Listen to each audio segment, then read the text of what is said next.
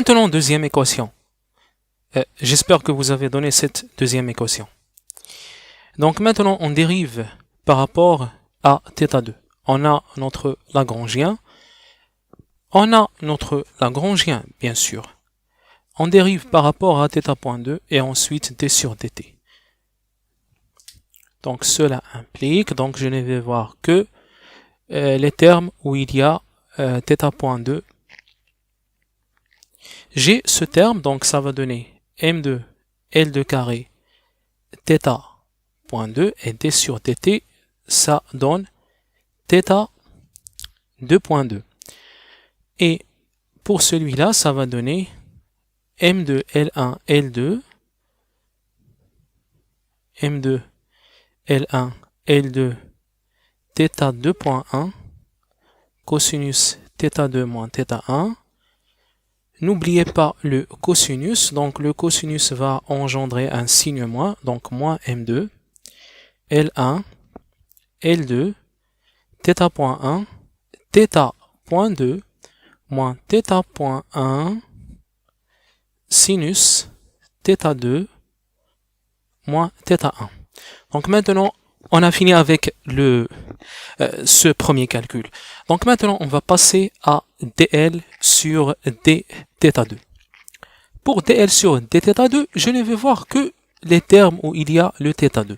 J'ai ce terme et j'ai ce terme que vous voyez. Donc ce terme, j'ai un cosinus, va nous faire sortir un signe moins.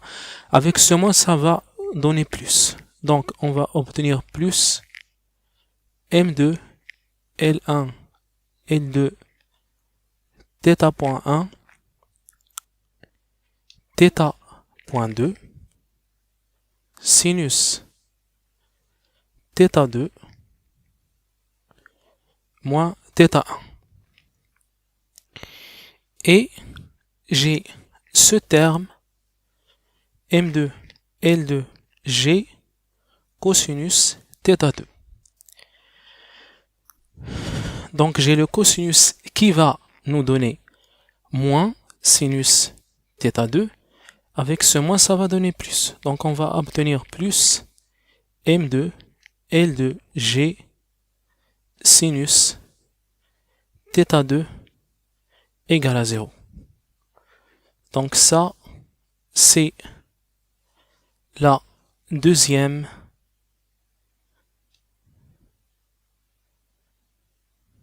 équation.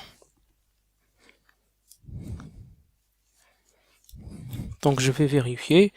On a m2 L2 carré θ 2.2 plus m2 L1 L2 θ 2.1 cos θ 2 moins tac m2 L1 L2 θ.1 θ.2 sinus, voilà, plus m2 L1 L2 θ. Donc c'est juste. Donc ça, c'est la deuxième équation. Donc je vous laisse faire la question 4. Donc dans la question 4, on nous demande, on pose M1 est égal à M2 et L1 est égal à L2 est égal à L. Donc l'énoncé c'est dans la description. Simplifier les équations dans le cas de petites oscillations autour de la position θ1 est égal à 0 et θ2 est égal à 0.